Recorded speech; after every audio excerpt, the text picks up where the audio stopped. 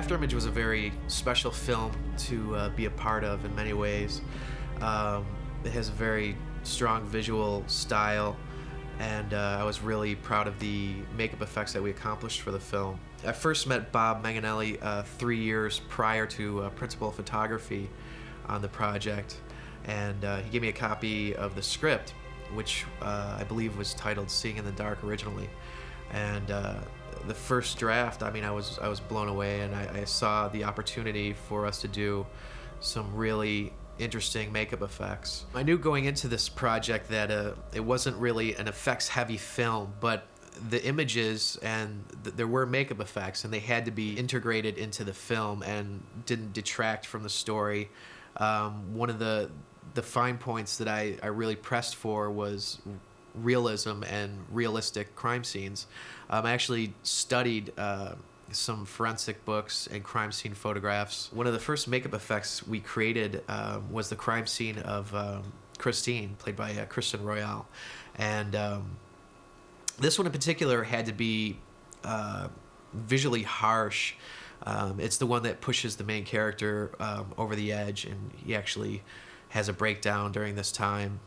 And so it really did have to be, you know, kind of harsh, and yet still realistic. Christine's makeup was pretty simple. We had to take a life cast of her originally and create prosthetics for her bruised and swollen eye. Most of it was makeup right there on set, and then we dressed it with blood. Another thing too is I actually used different kinds of blood to get different looks. I mean, like dried blood, and there's wet blood and coagulated blood. I mean, there's different things that add to the realism of the makeup effect.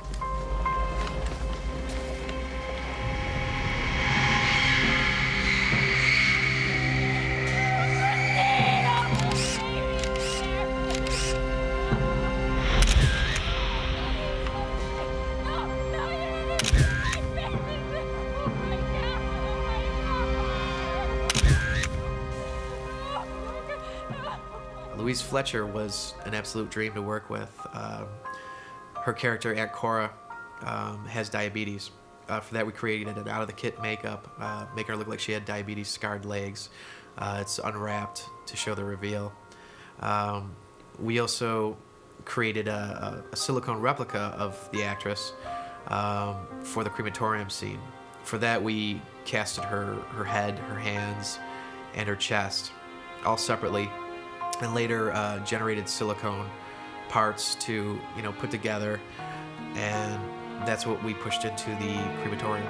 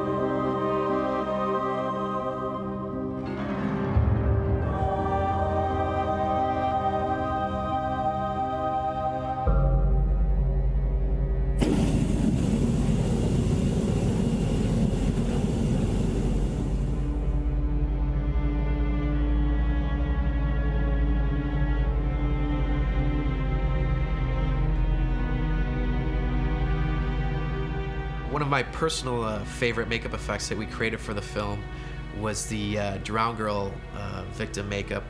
That particular character was played by Taylor Nichols. She did an amazing job. It's a pretty extensive makeup that we did on her, pretty much head to toe, complete with contact lenses. That's a lot to ask from anyone, let alone a 9-year-old. All the kids did an incredible job on this show, and we didn't hear a complaint from any one of them. I had a bit of reservations going into this film originally because the actresses were very young, I believe 9, 13, and 14, which is all very young, and we were doing pretty complicated and effects-heavy stuff on them. But surprisingly enough, they were real troopers, and they held up better than some adults that I've worked with.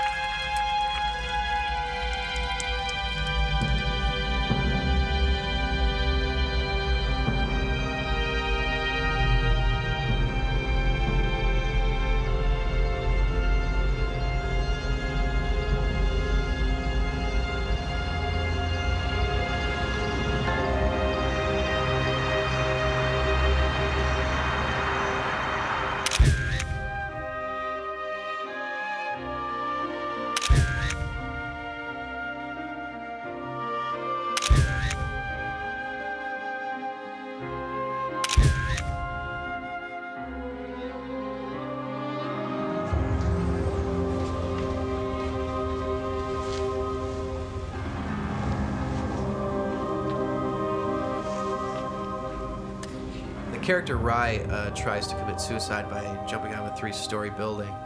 For that, we needed a close-up head that would, on impact, smash open and spray blood. So we created a silicone effects puppet. One of the first steps was casting Michael Zelniker, his whole bust, essentially. From that, we generated the molds to create the head. While we were still in California, we tested the splitting open head. And it was complete with the spitting of the blood, and it worked perfectly.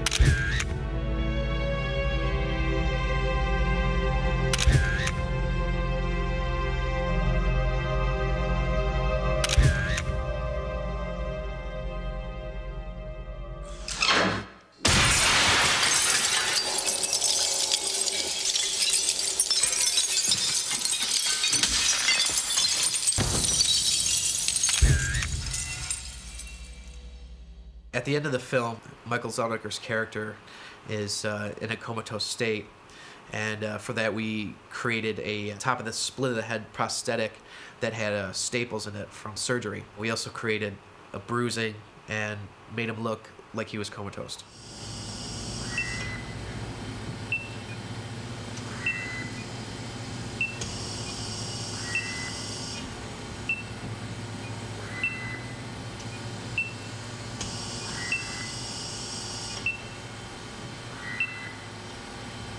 All in all, Afterimage was an extremely rewarding project in many ways, not only visually, but as an artist. Not only going back home to Rochester to work on it, but working with a director like Bob Manganelli was pretty much a dream come true.